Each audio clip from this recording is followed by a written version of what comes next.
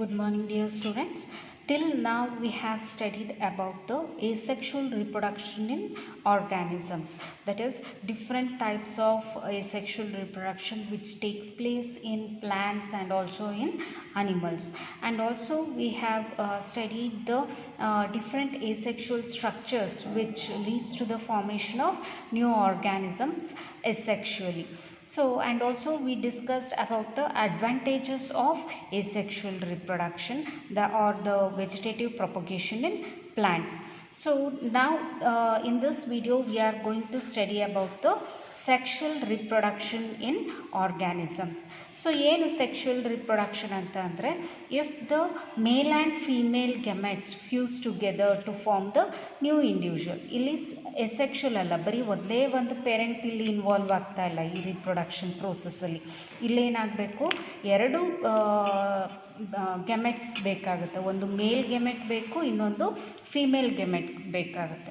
So if these two gametes fuse together to form the new organism, that process is called as sexual reproduction anta kariತೀವಿ. So in a definition, sexual reproduction means the process of fusion of male and female gamete to form the zygote which further develops into the new organism.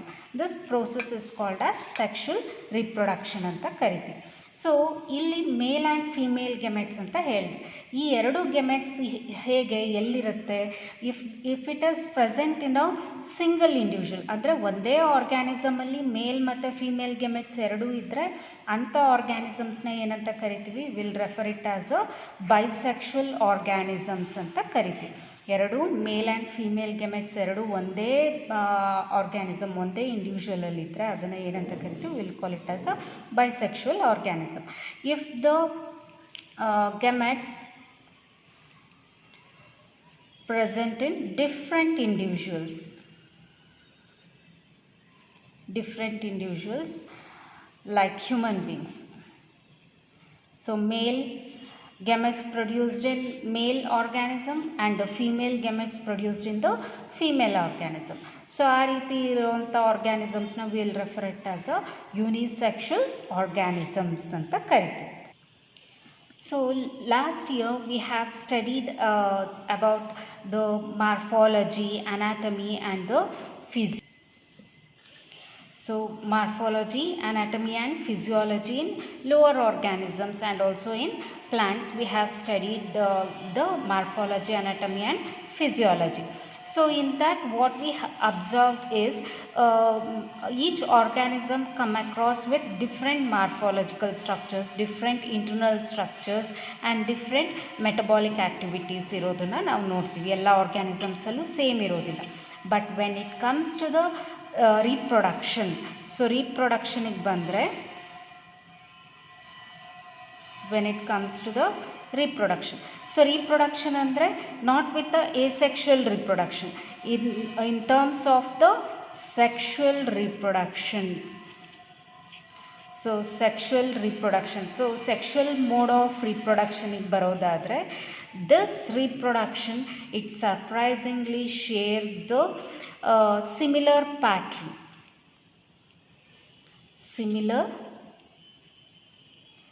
pattern in all plants and all animals. So ಎಲ್ಲ ಅನಿಮಲ್ಸಲ್ಲೂ ಒಂದೇ ಪ್ಯಾಟ್ರನ್ನಲ್ಲಿ sexual ರಿಪ್ರೊಡಕ್ಷನ್ನ ನೋಡ್ಬೋದು. ಅದೇ ರೀತಿ ಪ್ಲ್ಯಾಂಟ್ಸಿಗೆ ಬರೋದಾದರೆ ಒಂದೇ ಪ್ಯಾಟ್ರನ್ನಲ್ಲಿ sexual ರಿಪ್ರೊಡಕ್ಷನ್ನ ನೋಡ್ಬೋದು. So on that way the different stages of sexual ರಿಪ್ರೊಡಕ್ಷನ್ನ ನಾವು ನೋಡೋಣ. So what are the different stages or phases of sexual reproduction in organisms ಅಂತ ಅಂದರೆ, the first one is the juvenile phase ಅಂತ ಕರಿತೀವಿ, or it is also referred as a vegetative phase, and the second one is the reproductive phase, third one is the senescent phase ಅಂತ ಕರಿತೀವಿ. So juvenile phase ಅಂದರೆ so juvenile phase or vegetative phase ಅಂದರೆ the period of growth prior to sexual reproduction. ಅಂದರೆ ಈ reproductive ಫೇಸಿಗೆ ಬರೋದಕ್ಕಿಂತ ಮುಂಚೆ ಇರುವಂಥ ಸ್ಟೇಜಸ್ನ ಏನಂತ ಕರಿತೀವಿ, ಜುವೆನೈಲ್ ಫೇಸ್ ಅಂತ ಕರಿತೀವಿ. ಸೊ ಅಂದರೆ ಈ ಸೆಕ್ಷುವಲ್ ರಿಪ್ರೊಡಕ್ಷನ್ ಇನ್ ಅನಿಮಲ್ಸಲ್ಲಾದರೆ it is referred as juvenile face.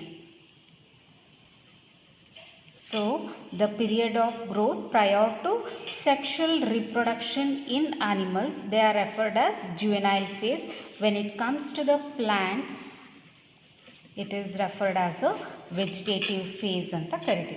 The period of growth prior to sexual reproduction in animals, it is referred as juvenile phase, and in plants it is referred as a vegetative phase anta kariti. So ಈ juvenile phase ಅಥವಾ vegetative phase ಏನಿದೆ animals ಆಗಿರ್ಬೋದು ಅಥವಾ ಪ್ಲ್ಯಾಂಟ್ಸಲ್ಲಿ, it does not come across with certain period or certain time duration ಇರೋದಿಲ್ಲ ಅಲ್ಲಿ. So it shows a variable duration in different organism, that is different plants ಆಗಿರ್ಬೋದು, different ಅನಿಮಲ್ಸಲ್ಲಾಗಿರ್ಬೋದು. ಈ ಗ್ರೋತ್ ಪೀರಿಯಡ್ ಏನಿದೆ ಅಂದರೆ ಪ್ರಯರ್ ಟು ಸೆಕ್ಷುವಲ್ ರಿಪ್ರೊಡಕ್ಷನ್ ಅಂದರೆ before the sexual reproduction ಏನು stage ಇರುತ್ತೆ, that is the growth stage.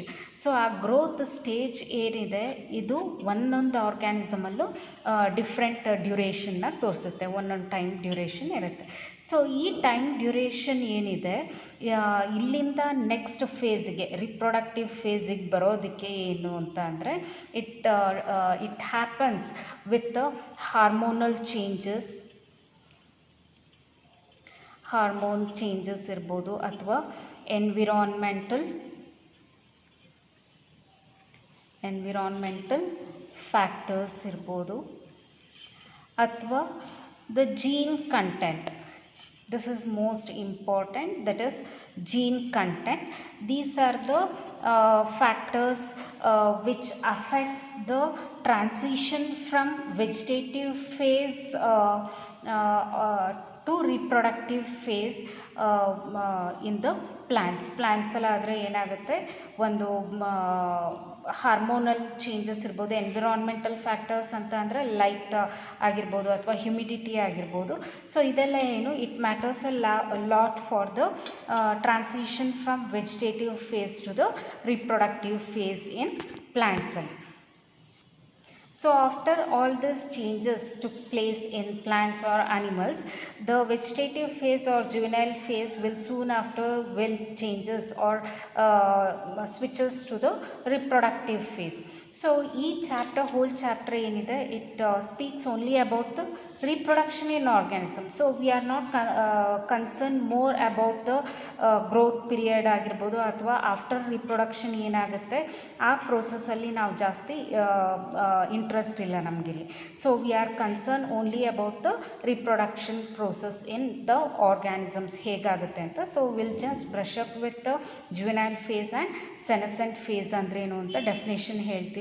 Then will discuss more about the reproductive phase. So ಈ reproductive phase ಬಗ್ಗೆ ಜಾಸ್ತಿ ನಾವು ಹೇಳೋದ್ರಿಂದ I just give a brief or definition of the senescent. So senescent phase ಅಂದ್ರೇನು ಅಂತ ಅಂದರೆ that is, so senescent phase means the biological aging which leads to the gradual deterioration of functional characteristics of an organism, or in general it can be said as growing old.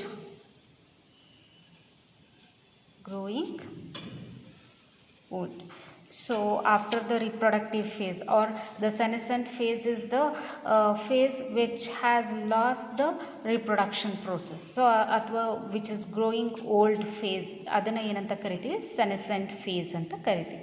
So we are as this chapter is concerned with the reproduction, now we'll discuss more about the reproductive phase ಅಂದ್ರೆ ಏನು ಅಂತ ತಿಳ್ಕೊಳ್ಳೋಣ. So reproductive ಫೇಸ್ನ ನಾವೇನು ಅಂತ ಅಂದರೆ animals ಮತ್ತು plants ಎರಡರಲ್ಲೂ same ಇರೋದಿಲ್ಲ. So on that way will discuss the reproductive phase in plants and animals separately. So first let us discuss the reproductive phase. reproductive phase in plants, and later we'll discuss the reproductive phase in animals. So ಏನು reproductive phase in plants ಅಲ್ಲಿ ಏನು, especially the higher ಪ್ಲ್ಯಾಂಟ್ಸಿಗೆ ಬರೋದಾದರೆ, so lower organisms ಎಲ್ಲ ಅಲ್ಲಿ ಆಗುವಂಥ ಏನು reproduction ನಾವು discuss ಮಾಡ್ತಿಲ್ಲ ಇಲ್ಲಿ. Here we are strictly speaking with higher ಪ್ಲ್ಯಾಂಟ್ಸಲ್ಲಿ ಹೇಗೆ ಸೆಕ್ಷುವಲ್ ರಿಪ್ರೊಡಕ್ಷನ್ ಆಗುತ್ತೆ ಅಂತ. So in case of higher plants, the beginning of the reproductive phase is marked by the flowering. So ಯಾವಾಗ ರಿಪ್ರೊಡಕ್ಟಿವ್ ಫೇಸ್ ಸ್ಟಾರ್ಟ್ ಆಯಿತು ಪ್ಲ್ಯಾಂಟ್ಸಲ್ಲಿ ಅಂತ ನಮ್ಗೆ ಹೇಗೆ ಗೊತ್ತಾಗುತ್ತೆ ಅಂದರೆ, ಯಾವಾಗ ಒಂದು ಗಿಡ ಹೂ ಬಿಡೋದಕ್ಕೆ ಶುರು ಆಗುತ್ತೆ, at that time that is the stage of the sexual reproduction in plants ಅಂತ ನಾವು ಅರ್ಥ ಮಾಡ್ಕೋಬೇಕು. So if we observe flowering in different species of plants, so ಬೇರೆ ಬೇರೆ ಪ್ಲ್ಯಾಂಟ್ಸಲ್ಲಿ ನಾವು ಫ್ಲವರಿಂಗ್ ಡ್ಯೂರೇಷನ್ನ ನೋಡಿದ್ರೆ ಇಟ್ ಈಸ್ ನಾಟ್ ಸೇಮ್, ಎಲ್ಲದರಲ್ಲೂ ಒಂದೇ ಥರ ಇರೋದಿಲ್ಲ. ಎಲ್ಲ ಸ್ಪೀಷೀಸಲ್ಲೂ ಒಂದೇ ಟೈಮ್ಗೆ ಹೂವು ಬಿಡೋದಿಲ್ಲ. ಸೊ ಕೆಲವೊಂದು ಪ್ಲ್ಯಾಂಟ್ಸು ತುಂಬಾ ಬೇಗ ಹೂವು ಬಿಡೋದಕ್ಕೆ ಶುರು ಆಗುತ್ತೆ, ಬಟ್ ಕೆಲವೊಂದು it takes so many months or so many years, ಅಥವಾ ಥ್ರೂಔಟ್ ದ ಇಯರ್ ಫ್ಲವರ್ ಬಿಡುತ್ತೆ. ಕೆಲವೊಂದು ಸೀಸನಲ್ ಮಾತ್ರ ಫ್ಲವರಿಂಗ್ ಬಿಡುತ್ತೆ. ಸೊ ಈ ವೇರಿಯೇಷನ್ಸ್ಗೆ ಅನುಗುಣವಾಗಿ, based on this variations in the flowering process, the plants can be divided into different reproductive seasons ಆಗಿ ನಾವು ಅದನ್ನು ಡಿವೈಡ್ ಮಾಡಿ. So based on the duration required for the plants to produce flowers, they are classified into annuals, biennials and perennials ಅಂತ divide ಮಾಡ್ತೀವಿ. So ಈ annuals ಅಂತ ಅಂದ್ರೇನು, the plants which completes their vegetative growth, completes their vegetative growth and then it is followed by the flowering process. Flowering in particular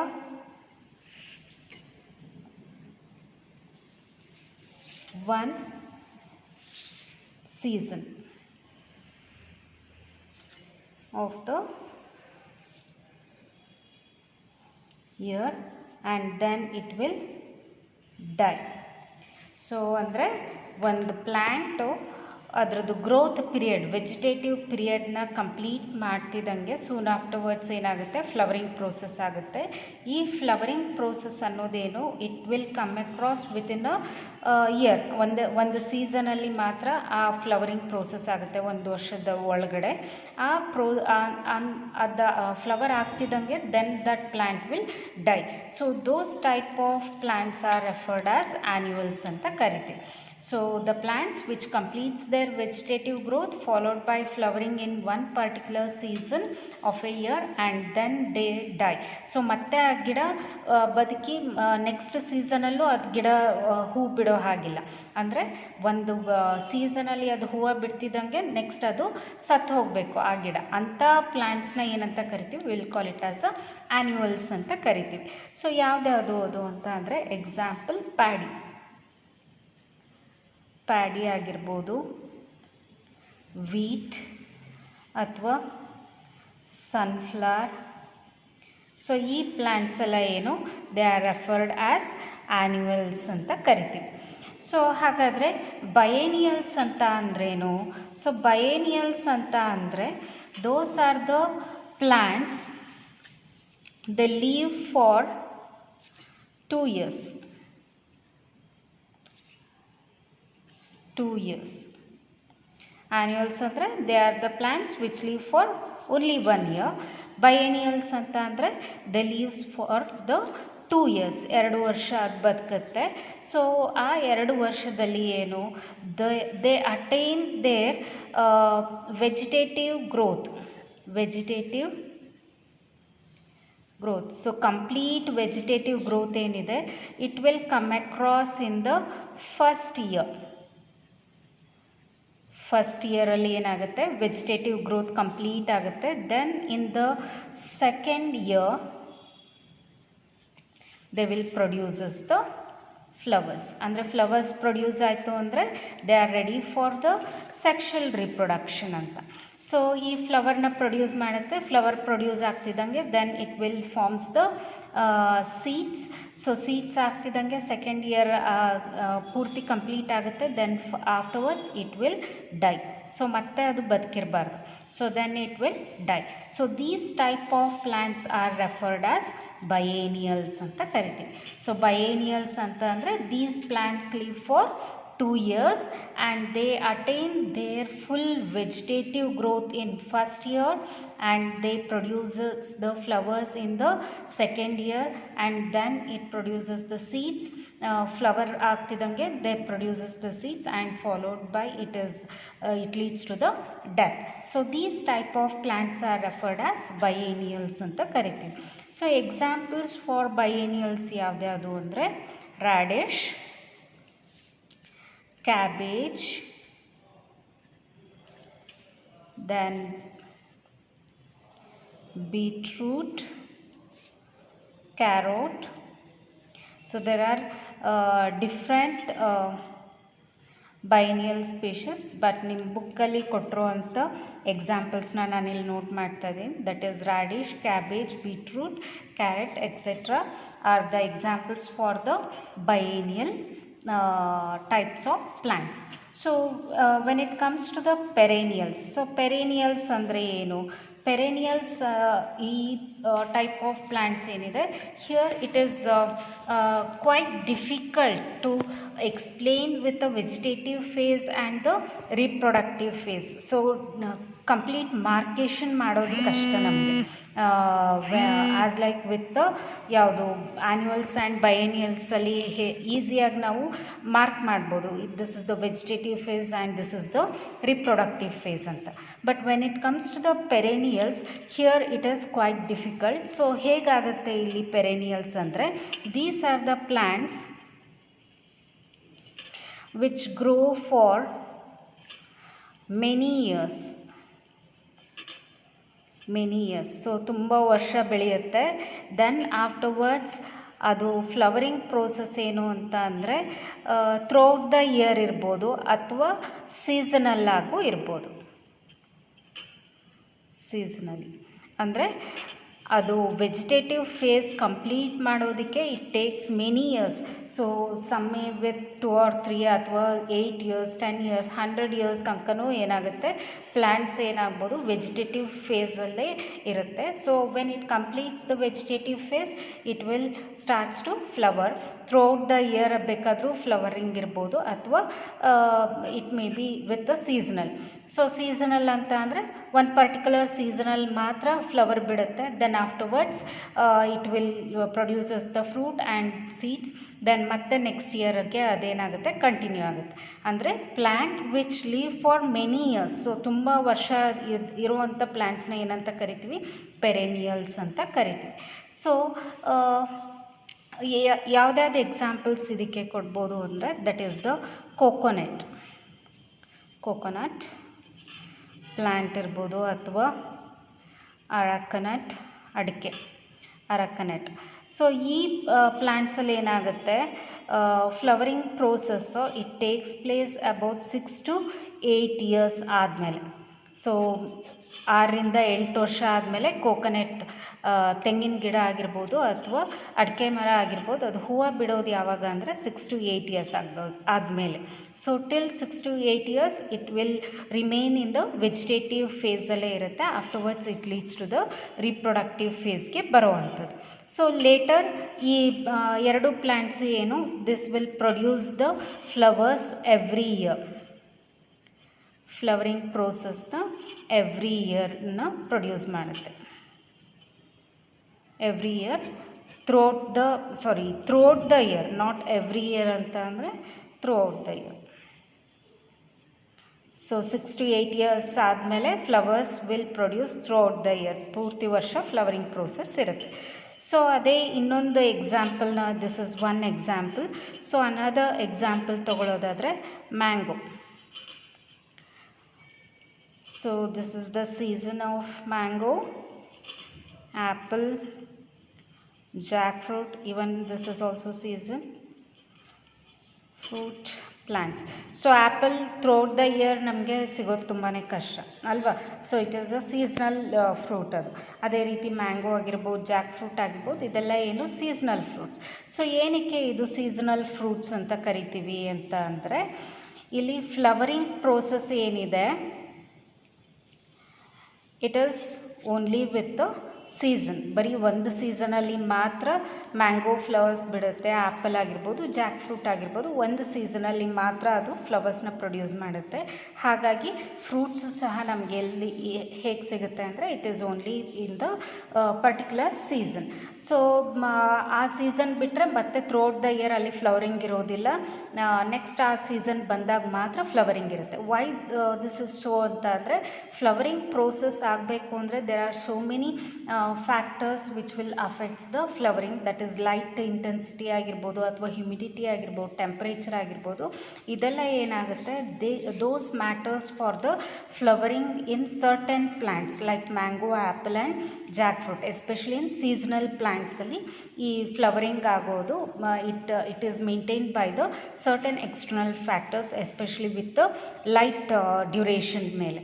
so on that way mango, apple and Jack fruit, they will flower in the season, particular season, and the fruits will be produced in the particular seasonal matra. So next with the another example, that is bamboo.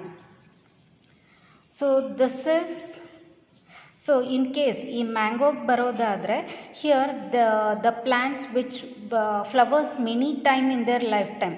So ಒಂದು 1 year ಅದು ಫ್ಲವರ್ನ produce ಮಾಡಿ fruits ಆಗ್ತಿದ್ದಂಗೆ it never dye.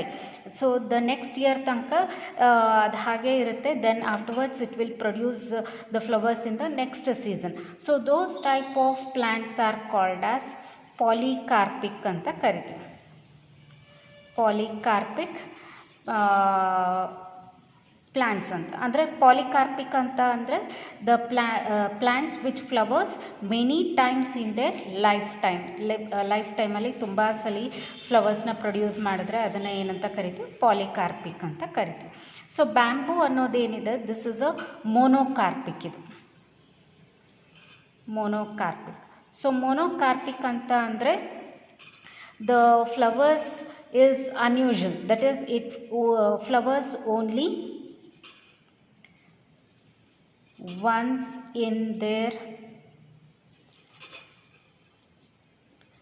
lifetime. So it produces flowers only once in their lifetime, that is about 50 to 100 years.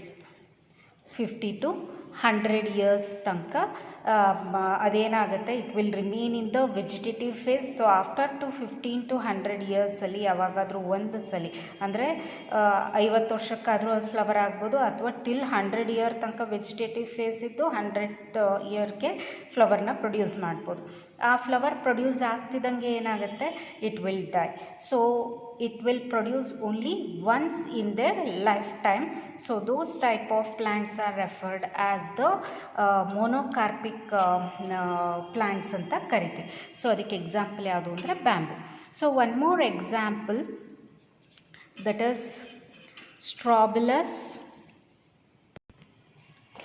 So the next example is the Strobilanthes kuntiana, or it is also called as, in a common name, it is the Neelkurinji anta karithi. So Neelkurinji is a plant which flowers once in 12 years. Once in 12 years. So 12 years once produce flowering plant ಯಾವುದು ಅಂತ ಕೇಳಿದ್ರೆ ಯಾವ್ದು ಬರೀತಾರೆ, that is Strobilanthes kuntiana or Neelkurinji. It is a common name. So ಏನಿದು ಹೇಗಿರುತ್ತೆ flowering ಅಂತ ಅಂದರೆ, it produces very beautiful blue colour ಫ್ಲವರ್ಸ್ನ ಪ್ರೊಡ್ಯೂಸ್ ಮಾಡುತ್ತೆ. ಸೊ ಎಲ್ಲಿರುತ್ತೆ ಈ Strobilanthes kuntiana ಅಂತಂದರೆ, this is usually present in the hilly regions, that is Western Ghats in Kerala, Karnataka and Tamil Nadu. So Tamil Nadu hilly ರೀಜನ್ಸಲ್ಲಿ ಏನು ನೋಡ್ಬೋದು ನಾವು, once in 12 years it produces a blue colour flowers. So throughout the hilly areas ಅಷ್ಟೂ blue colour ಆಗಿ transform ಆಗುತ್ತೆ.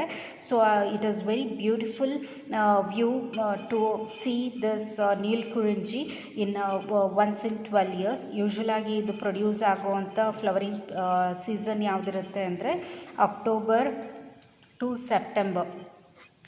That is in between the September to October ಅಲ್ಲಿ ಏನಾಗುತ್ತೆ, we can see the flowering process ಆಗೋದನ್ನ ನಾವು ನೋಡ್ಬೋದು. So in this way the reproductive phase in plants it differs according to the variations. So vegetative phase ಇಂದ ಹೇಗೆ ಅದು reproductive ಫೇಸ್ಗೆ ಬರುತ್ತೆ and what are the phases ಅಂತ ನೋಡಿದ್ವಿ. That is annual, biennial and ಪೆರೇನಿಯಲ್ಸ್.